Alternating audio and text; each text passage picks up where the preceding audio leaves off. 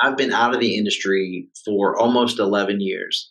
And over the last 11 years, 30 people that not total, but 30 people that I knew personally have died via suicide or overdose.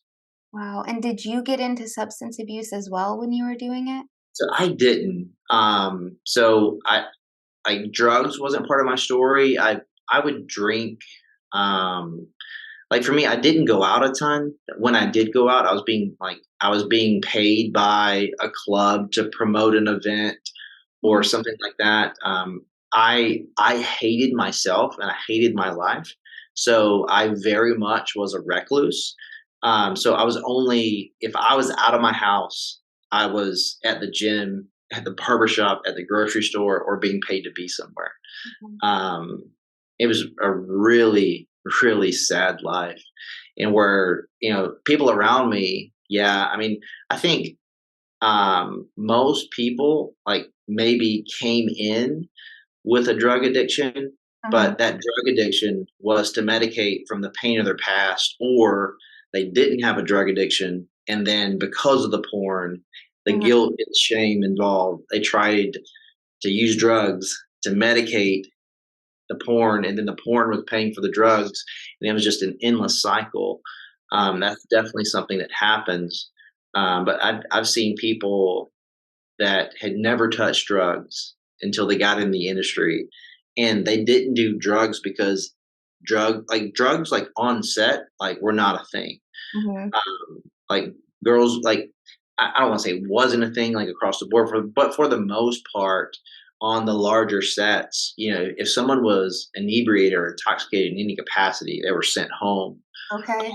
But more so on the back end, like the drugs came in to medicate from the guilt and shame and the pain of selling yourself for sex and living with that reality. So that's where the addiction and the drugs came in.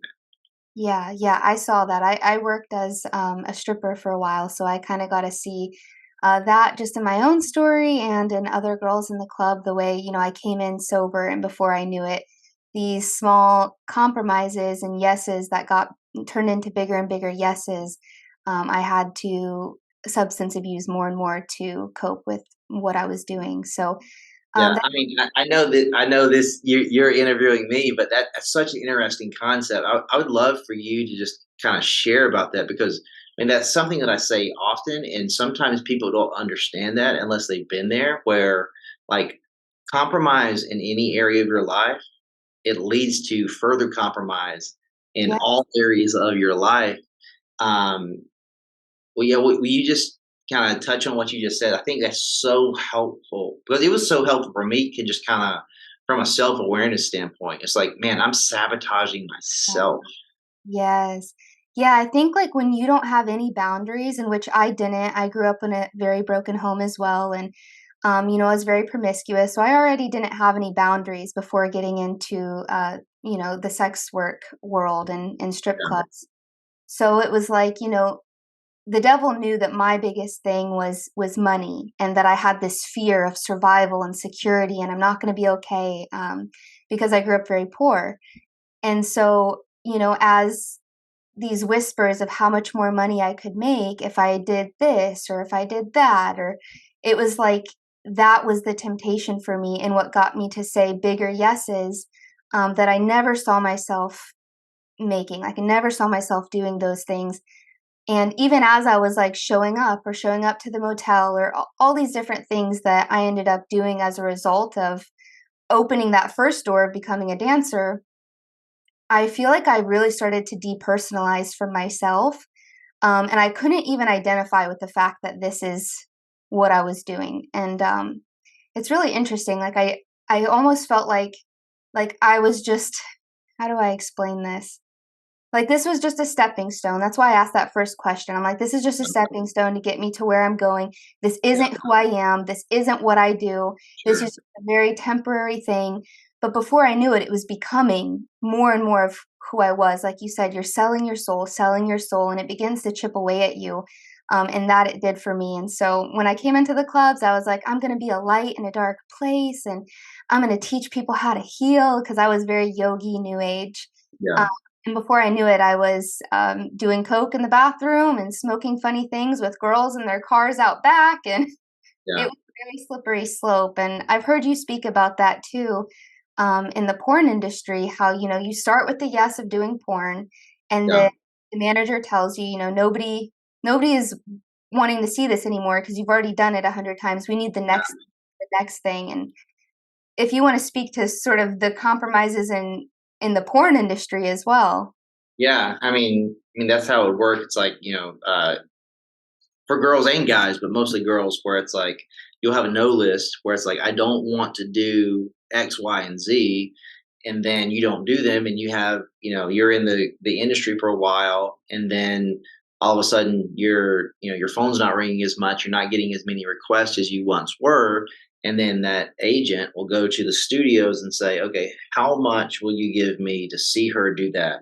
Okay, great. And then he goes, to the girl, and it's like, hey, this studio out of nowhere wants to give you $50,000 to do that scene that you said you didn't want to do. But if you do it, your name will be relevant again, and people will start calling.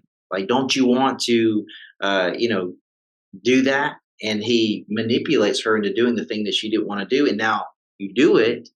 And then, just like anything else, that thing that you haven't done, once you do it, it's there for everyone to see. And now it's just something else you do. Yeah. And that's the manipulation of the industry. It's just like, how far are you willing to go? And once you go as far as there is to go, okay, we're done with this person, on to the next one. Yeah. Yeah, and I think it's way worse in porn than it is like with, strip clubs because it's not the same like pressure of performance. You can change your mind and not do things like that ever again if you go into the club the next day. But with porn, it's like people are paying to see these things, and so you have to keep doing the next and the next thing. Yeah. So it was like people start with normal porn, and then when that gets old, then they go into gay porn, and then when that gets old, you said something like how they go into escorting or feature Yeah. dance.